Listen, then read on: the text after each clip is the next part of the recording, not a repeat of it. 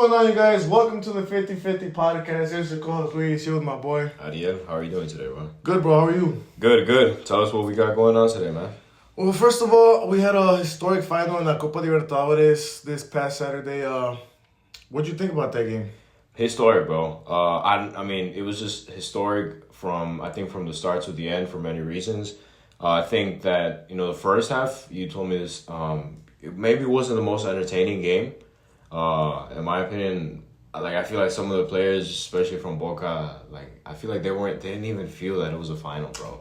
Yeah. Until later on in the second half. But I mean, I feel like if I can describe it with one word, I would just say iconic, bro. Just because what it means to Fluminense, to the players, to the fans, bro. The place, bro, in Maracanã. What do you think? Yeah, just like you said, the first half was just like any other group stage game in the Copa Libertadores. It wasn't what I expected. Fluminense had more of the ball. Boca was just waiting, holding. And then that second half started and everything just changed. It actually felt like a final. Fluminense took the lead first. Yep. Then a golazo from Advíncula from outside of the box. With left footed shot, bottom corner, tie game. And then after that, Boca Jrs just grew. We go to extra time, and Kennedy, man. John Kennedy. What a player. He's been so clutch for this Fluminense team. I think it was versus Olympia. He came in, he scored 2 goals to send him to the final. Right. And I just think it's kind of dumb of him to go into the crowd. I know it's a final, it means a lot for the history of the club, but if you have a yellow card and you go to the fans and make that happen, then you get a red card, you just leave your team with 10 men in the most important game in the team's history. What do you think about that decision he made? No, yeah, I mean, it was obviously excessive, and I mean, I can see why the referee would be mad at him, but I mean, come on, bro, you scored basically the winner for your team. I don't know. I think I would go crazy. If the stadium packed of my fans at home for this huge title, it's something huge. I mean, he was just living the moment, bro. Like I said, it's an iconic thing for Fluminense, the first time ever having it in Maracanã. And then speaking on immature decisions, the one that I don't agree with was the Fabra. Yeah, Jonathan Fabra. I think that one, bro, is just complete stupidity what Fabra did there, too. Yeah, because at that time, Boca had the 11 men. Right. Meanwhile, Fluminense had just 10. So if they would have kept that extra player was Jonathan Fabra, they could have probably tied the game because they have that player advantage. But just losing his mind, slapping a player on the face, knowing how VAR is, check it, easy red card, he's out of the game. They're equal with 10 men, and Fluminense has held it down for the last couple of minutes and got the title, man. A weird-looking trophy. Yeah, weird trophy, but trophy. No, yeah, that decision it's dumb, man. I mean, yes, we've spoken about this before. Sports, it brings out emotion, it gets to the best out of you. But I mean, dude, the opposite team is you have the advantage. You have one more player on the field. Your team is doing good, why don't you just use this momentum, right? Use this moment to get advantage of it, right? Create an opportunity, but instead you go ahead and slap the player and you get sent off, bro. I feel like that really harmed the mentality of the team, and I feel like after that, any little bit of hope that they had for winning the game, it went down after that, bro. Yeah, minute by minute it was just fading away. Yeah. And historic moment for Marcelo has 30 trophies now. Right. Felipe Melo with 3 Copa Libertadores. That's insane. That is actually insane. That is really crazy, yeah. Good for him. Yeah, historic day for Fluminense fans. The Maracanã, insane. You win a Copa Libertadores in your home stadium. What else would you ask for, No, yeah. Yeah, historic day for all the football, really. I mean, I kind of honestly feel a little bit for the Boca fans. Boca Jrs, huge club. And obviously they bring so many fans, wherever they go. You saw that they brought all those fans over to Rio de Janeiro. And I feel like, they all left back home with an emptiness, because they went to that game in search of this 7th title and, they couldn't get it. I think it's another heartbreak for them after 2018, losing to River, bro. In 2012, they lost. I don't remember against who, but Cavani was ghosted this game, man. Cavani ghosted, bro. Ghosted. There's no other way to put it. Cavani, no, I think he had one shot, dude. He did not appear. And then he had the one-on-one versus the keeper. Yeah. And decided to play it back. But I mean, if you're a Boca fan, I mean, I understand. You know, it's heartbreaking. I don't know. It's been a long time. 2007, the last time that they lifted the cup. Yeah, that's like 16 years, right? Man. It's a long time. It's crazy, but I mean, we'll see if they can grow off from this. I think they can, dude. Definitely, they're one of the biggest clubs in South America, and I'm sure they can definitely bounce back and be back. Maybe next year in the final again. You never know. You never know, dude. Yeah, I mean, the good thing is that they have the promising players. They have Valentin Barco, who's promising. Yeah. Mantini. Yeah. They still have players like Benedetto, Cavani with experience. Exactly. Advíncula, Paul Fernandez. So they definitely can make another finals appearance next year. We'll see, man. We'll see. But moving to the other side of the world, we wanted to speak about VAR more generally. And in spite of what happened in the Newcastle versus Arsenal game, where a lot of Arsenal fans became upset because they said that the goal that Newcastle scored on them shouldn't have counted. What do you think about that game, bro? Yeah, well, I really couldn't catch the game. Like, I only watched a couple of highlights of it, and I saw the goal, and It looked like it was out, man. It honestly, that goal was out, dude. We gotta say it, like. Yeah, it was out. A lot of people are like, oh, like Arsenal fans stop crying and this and that, and yeah, I mean, like, you know, the attitude that the fans take sometimes, like, you know, it does make it seem like they're crying or whatever, but dude, it's like, in Spanish they say like más claro que el agua, you know, like clearer than water or whatever. Like, it's clear, bro. The ball goes over the line. It should be out of bounds, bro. Yeah, right, throwing, dude. But no, like, Newcastle player gets the ball and then they score from that same play. I don't know how that happens, dude. Yeah, Arsenal lose their first game of the season. And I think they dropped to like fourth, third. And Newcastle just keeps coming up. Even without Tonali, they show that they're capable of winning big games. Right. But back to the VAR. I don't know what to think about VAR. It's done good and bad in football. But I don't know if it has done more good or more bad. I feel like it's done more bad in a way. Because when VAR did not exist, you'd see some bad calls by the refs. But the fans wouldn't make it a big controversy. Like, oh, it was a bad call. It just happened. But now that VAR exists, if you make a bad call knowing that there's VAR, it's much more of a big deal. Yeah, they judge it more. They actually get more into detail. And they get more mad. Yeah. Because they know that mistake can be fixed by VAR, but That's it's true. not. So I think it has done more bad than good, and but I don't know if they're ever gonna take VAR out again or what. I don't think so, bro. I like your argument, bro. At first, I think I was very skeptical of VAR. I remember, like, one of the main things that I said was that it kind of took away, like, part of the nature of football, right? Yeah. For example, one of the things that to this day I don't understand, dude, and yes, like, you know, if you look at it from a mathematical point, from a geometrical point, whatever, like, it may be true. Dude, there's countless examples of, like, for example, the player's offside by like a centimeter, bro. Like, his toe is offside, his elbow is offside, his hair, bro. If the player has long ass hair and he's offside, guess what, bro? Your goal's gonna get disallowed because you have long ass hair. Like, come on, bro. Like, that isn't fair, bro. In my opinion. No, like I said, mathematically he's offside because the part of his body is closer to the goal, right? It's further away from the defender, but dude, like, still, but like by a couple of centimeters, dude. Like, if you feel me. If your shoe, if like the top of your shoe is long, dude. Like, if you should cut your toenails before you play. Exactly, because if not, you're gonna get caught you could be outside. Yeah, so yeah, VAR has definitely made more bad than good, and I don't know if they're ever gonna. I don't see VAR leaving. Yeah, like, ever, bro.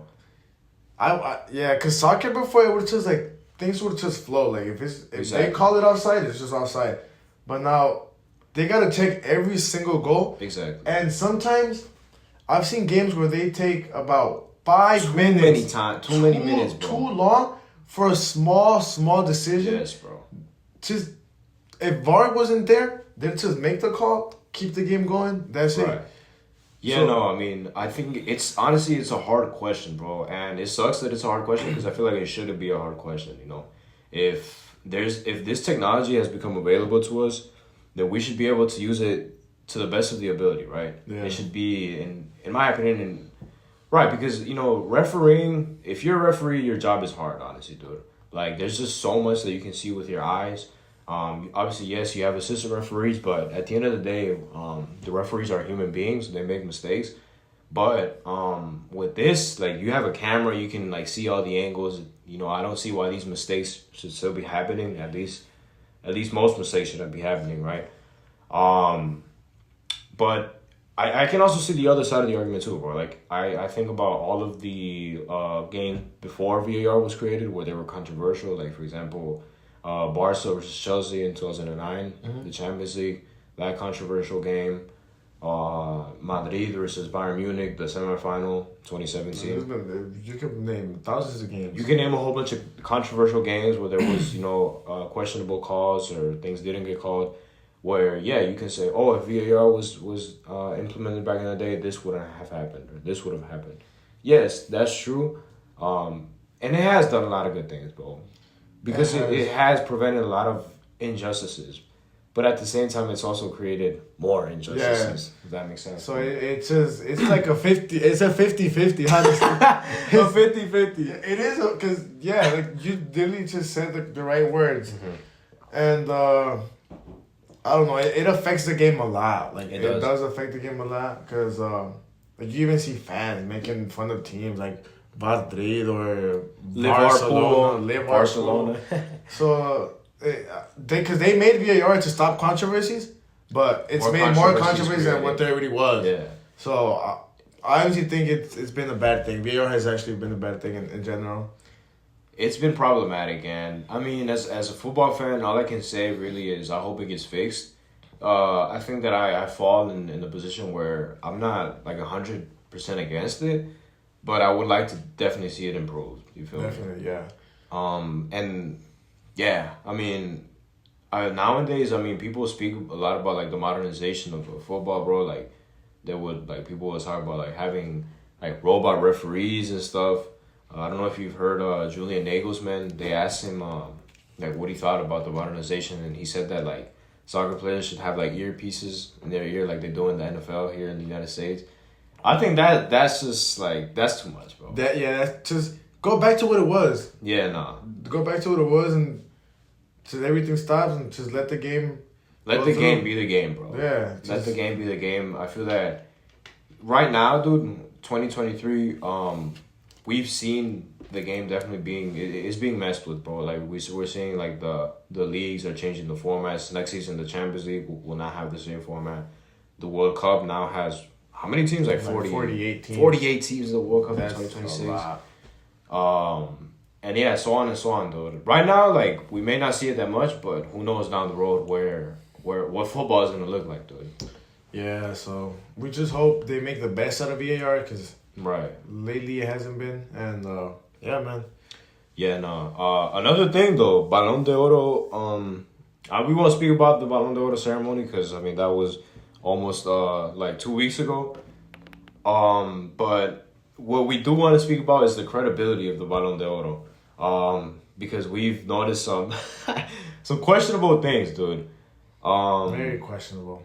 Luis was telling me earlier in 2021 how and no offense, bro, but how Jorginho ended up in third place. Somehow they snuck him into that top 3 of the Balon de Oro rankings. What do you think about like overall, like moving forward, bro? Next year, the following years, how important is this award gonna be? Well, looking back at it for the past years, it's probably been most definitely has been the most important individual award. Yeah, facts. So, but I feel like as time goes by, it's gonna lose its worth due to the decisions the media has or the fans. Because you were telling me like certain countries choose random players that are definitely not first place. Yeah. Like, I don't know, you give me an example. For example, Portuguese people chose Bernardo Silva as the winner for this year. And Bernardo Silva is an exceptional player. Don't get me wrong. Right. But he did not deserve the Balon d'Oro. You know what I mean? No, yeah. Yeah, I mean, I think it makes sense, for having the journalists vote, because at the end of the day, the journalist's job is to watch soccer, to analyze the players. They're supposed to have the most quote unquote ball knowledge. We have the most ball knowledge. Nah, sorry, bro. nah. One day, bro. One day. One day we'll be voting for the Balon d'Oro. Yeah, hopefully. But no, yeah, they're the trusted ones, to bring this forward. And it makes sense, yes, okay, make us a ranking of the top 5 players, and then we'll see, if the player, I think the way it works, if I'm not wrong, is for example, if Messi won because most countries put him as first, so he gets more points. It makes sense. But when you have countries like Argentina putting Dibu Martinez 4th place to receive the Balon d'Oro, come on, we're not talking about 4th place for goalkeepers, we're talking about the whole Balon d'Oro. Yeah. Or like you said, Portugal putting Bernardo Silva first. Honduras put Julian Alvarez in 4th place. Don't get me wrong, Julian Alvarez, I think that people get confused. Yes, he won a lot of trophies. He's only 22, I think? Yeah, I think so, yeah. Exceptional player, world-class player, but on an individual level, did he deserve to be in the top 5? I don't know, bro. Yeah, there's so many players that did so good last year. Yeah. And, yeah, so I don't know. I feel like as years go by, it's going to lose its worth, honestly. It will. And we only see, players from the attacking line winning now. Yeah. So you never see, a defender win it or a goal. I think Lev Yashin, back in the days, won they won. I'm not sure. I was back in the day, bro.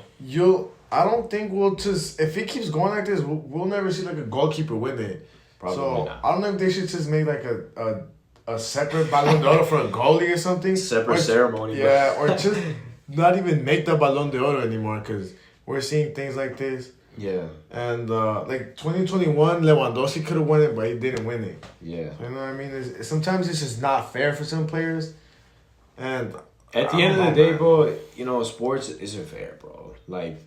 For example, look at Harry Kane, bro. Harry Kane is 29, around there? 30, yeah. At his age, playing so many, years at Spurs, bro. Top player, one of the best strikers of our generation. 0 trophies, bro. Major trophies, at least. No major trophies at all. Obviously, now he's in Bayern Munich. Who knows what will happen? But, stuff like that. Sometimes, soccer isn't fair.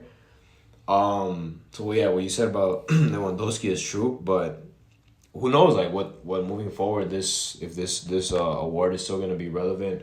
Well, Griezmann, he ended 21st. 21st, dude. And That's crazy. He was one of the best players in the world. He's been one of the best players in the whole era. Yeah. And he ends 21st. He had an exceptional year this past year. Right. Ends 21st. And then you have Diego Martinez, people from Argentina putting Diego Martinez in 4th.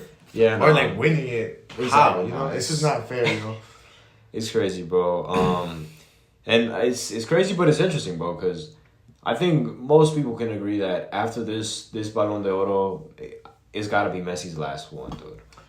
I don't see, even if Messi will goes on to win MLS, everything in MLS, maybe Argentina wins Copa America again. Honestly, I still don't see Messi winning a 9th one, dude. If he wins it, then it's rigged. Nah, yeah. Definitely. If Messi was if he was another one, as a Messi fan, I'm saying it. Hey, as a Messi fan. As a Messi fan, I'm saying it. If Messi wins another Balon d'Oro, it's rigged. It's rigged, bro. But we'll see more people competing for it. Because Exactly, before it was just Messi, Ronaldo, them two at the top fighting for it. Now you have world-class players. Bellingham. Exactly. Haaland, Mbappe, Pedri, Musiala. Ooh, you had. I cannot. It's an exciting time, bro. Yeah. I feel like it's an exciting time because, like you said, there's a window being open for other players to step up, bro. Yeah. Ronaldo, I think he placed 800. He was 800 something in the list, bro. Of the Balon d'Oro. Did you see that? No, I didn't. Well, 800? Yeah, something like that. Wow, that's crazy. See, that's not fair. That's not fair.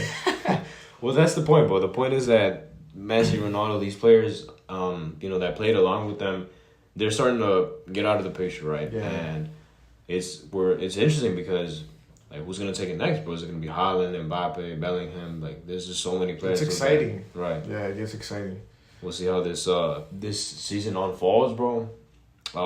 Yeah, we'll see what we'll be talking about next year for next year's Balon d'Oro, bro. Yeah. So, a little bit of a interesting choice that we made for this episode. I think earlier we spoke about like who's going to win the league, the Champions League, and all that stuff. We've been speaking about winners, but we should talk about losers, bro. I mean, in soccer, you win or lose, man. Exactly, bro. Yeah, so we're gonna be talking about the bottom teams in the Premier League and La Liga, predicting who's gonna get relegated, who's surviving, and we'll start with the Premier League. Start with the Prem, bro. Yeah. Right. So the last six we have. I did it based on the last six because I don't see like the last seven or like I don't see like a 14th getting relegated. You know. So these are the last six, like as of right now. Yeah, right now. So we have last Sheffield, then Burnley, Bournemouth, Luton, Everton, and Fulham. Mm-hmm. And what do you have going down, bro? I mean, the past couple, like last season, the relegation battle was interesting. It was yeah, very interesting because you had Everton about to go. Yeah. You had West Ham too fighting for the spot. But this season, a team that's definitely getting relegated is Sheffield. Sheffield is just horrendous this season. Very, very bad. They look like a third division team out there.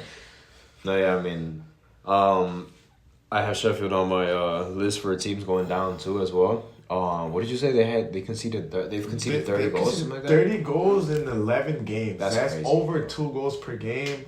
Terrible defending. That's a horrible defense. I'm sorry. Yeah, I'm sorry. Give us your other teams, bro. Yeah, then I have so when the second division teams came up to the Premier League this season, people said that Burnley was gonna be an exciting team, probably the most exciting team that came up, because they have Company as their manager, and they dominated the championship last season. But this season, they haven't. They're not it. They have like 4 points. So we're going back down. Even if they have Company, I just see them going back down. Not what I expected, what other people expected, because I heard a lot of hype around them, but they didn't live up to it. It's crazy though, because I feel like we've said this in the past. Burnley, they've been a team that like no one really like pays attention to Burnley. Like, they're just like set aside. I don't know any Burnley fans. Yet for a long time before last season, obviously they've been able to stay up in the first division, bro. Until last season, like 2 seasons ago, they got relegated. But hey, bro, like they proved to be good enough to stay in the Prem. So yeah, I mean, even dominate the championship. Exactly, man. Yeah. So do you have them going down, or who's your next? So you have Sheffield and Burnley as of right now.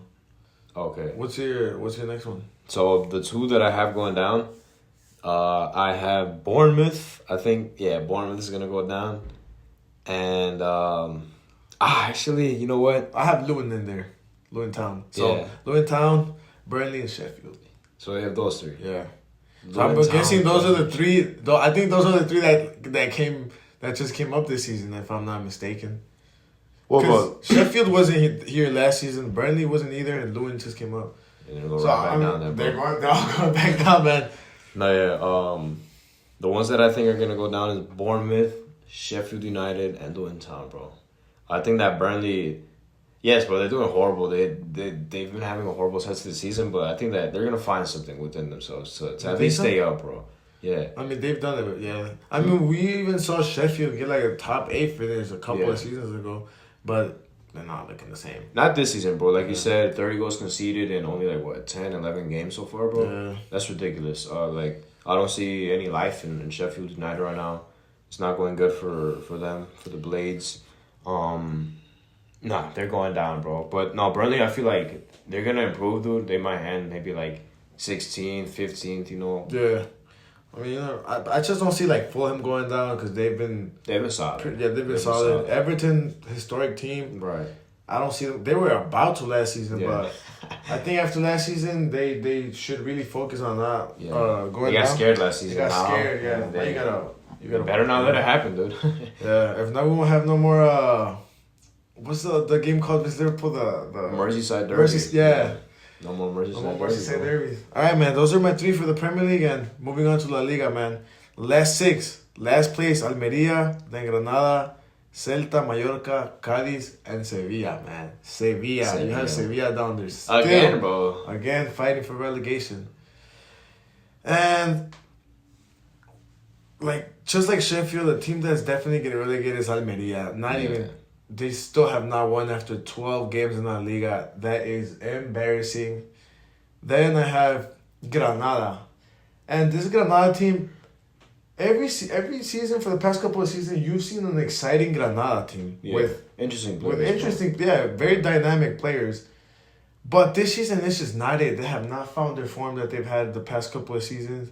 And that's why I see them going down. They're right on top of Almeria, the last two places. Right. I see them both going down, along with Cádiz, man. Cádiz. Yeah, Cádiz has been surviving the past couple of seasons, but it's time to go, bro. Yeah, it's time to go. Hey, no Choco Lozano, no party, bro. Yeah, it's time for them to go. But Choco Lozano not saving you anymore. Yeah, so I have Cádiz, Granada, Almeria, and right now Celta's down there, but Celta I don't see them. Yeah, I don't see Celta. They've always been in La Liga. They're that team that's always been like mid-table. But and then you also have Mallorca with Vasco Aguirre. I'm pretty sure he knows what he's doing with this Celta team. Mallorca ain't bad, bro. Mallorca they're not that bad. And then Sevilla are too big of a club to go to second division. They won't go down. Too big of a club to so Ramos won't allow that, bro. Yeah, those are my three teams to get relegated to La Liga. Granada, Cádiz, and Almeria. Granada, Cádiz, and Almeria. Well, we can finally come together to an agreement on something, bro. Because I for real put the same three teams, bro. Okay, why them? Yeah, no, Granada, dude, like, I don't see it for them this season, bro. Like, this season, like I said, but they have good players. We've been speaking about like Brian Zaragoza. He's been alright. But dude, like, it's one of those teams where you just don't see that spirit in them this season. You feel me? Yeah. And you know they've been pretty important for La Liga and you know the past couple of seasons, but I don't see them making it through this season, bro. Cádiz, I feel like they've been slowly losing their flame. When they first came to the first division a couple of seasons ago, I'm not sure exactly what year it was. Maybe like what 2020 around. I think so. I'm not sure. They've been in here for a couple of seasons though. They were pretty solid, bro. Like you would see Cádiz get good results versus Madrid, versus Barça, Atlético de Madrid. Cádiz, bro, like they would always finish like mid-table, a little bit below mid-table. Always would survive by a couple of points. Yeah. Not this season though, dude. I don't. Like I said, this season the performances haven't been there. No Choco Lozano, no party. And Almeria, bro. Almeria is just, I mean, Sheffield number 2. Sheffield. The Sheffield of La Liga. Spanish Sheffield, bro. Yeah, I don't see like any hope for Almeria, honestly. It reminds me of last season in the Serie A, bro. Cremonese. I think I don't remember if they won a game. I think they did. They won like maybe like 2 or 3 games in the whole season in the league, bro. That's crazy because Cremonese, they went on to like the semifinal, I think, of the Copa Italia. Oh, really? Where they knocked out Napoli. I don't know if you remember that. I don't. And then there was another team in La Liga that, like, I'm forgetting what team it was that didn't win a game until like the season was about to end, bro. They were like the same as Cremonese. They only won like 2 or 3 games. I'm pretty sure they had to have gotten relegated, bro. Well, I mean, if you took 3 games out of 38, you're definitely getting relegated. I don't remember what team it was. I'll figure it out later, bro. But yeah, I mean, hey, we finally came to an agreement on something, bro. Granada, Cádiz, Almeria. See you in bro. We'll look back in time at the end of the season to see if we made the right choices, man. Yeah, we'll see. We'll see if we predicted them right. Hopefully, we do. But yeah, I mean, moving on to back here to North America, man. Liga MX. Bro. One more match here, then we have some Liga, man. I'm excited. It's getting interesting, man. Yeah, I mean, Liga and the Liga MX is always exciting. We have some banger-ass games. Of course, dude. And this season, there's a team that just plays by himself. America, though. You told me yesterday they had like a 15-game unbeaten streak. They just lost their first game. First ever game of the season. It was in La Azteca versus Juarez. I still remember that game. And ever since, America has just been looking amazing, man. As a Chivas fan, I'm a Chivas fan. But America is on top of their game. And there's nothing else to say. Then you have Tigres, second place, good season, but they are 10 points behind America. Yeah. That is insane. It's just like La Liga Hondureña, man. Like Olimpia. Then we gotta see in Olimpia or America. Yeah, man. Then you have Monterrey, Chivas, Pumas, and then San Luis. Those are the top 6 right now. And one more match. Tigres faces America this last match day. It won't be exciting. What a way to top it off, bro. I mean, yeah, but...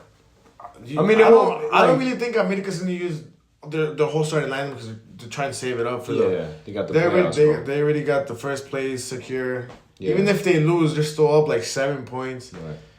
But bro, like if I were America, I would want to keep that unbeaten run. Would be crazy, definitely. dude. They only have 1 loss. Ending with 1 loss in the regular season would be insane. And then Liga starts in like 2 weeks. And in Liga MX, the top teams always seem to leave first. They're like the first one to leave the Liga. Yeah, that's true. Hey, we might see America go out. You never know. But this season, it'll be hard to knock them out, honestly. Yeah, I mean, like you said, bro. I mean, in Liga and playoffs, dude, it's just 2 games, bro. 2 games, dude. You got the first leg and the second leg. But, you know, it's obviously not like in the rest of the season where, I mean, you've put in the work for, 5 months already. But it's all going to come down to 2 games. 2 games, that's it. So anything can happen. You mentioned the smaller teams being in it too. Like, I mean, San Luis, pretty surprising to see them in that top 6 right now. I didn't expect Pumas to be up there, honestly. Yeah, no, Pumas are there. And then you had a bad Cruz Azul throughout the whole season. Yeah, they're not making it, bro. They're 3 points behind. I think they can still make it, but they won't. The fact that they're just 3 points from making the playoffs is crazy after going from last place. But Cruz Azul is Cruz Azul. They're like the Spurs of Liga MX, man. But yeah, I mean, do you see anybody who do you see taking the whole Liga, man?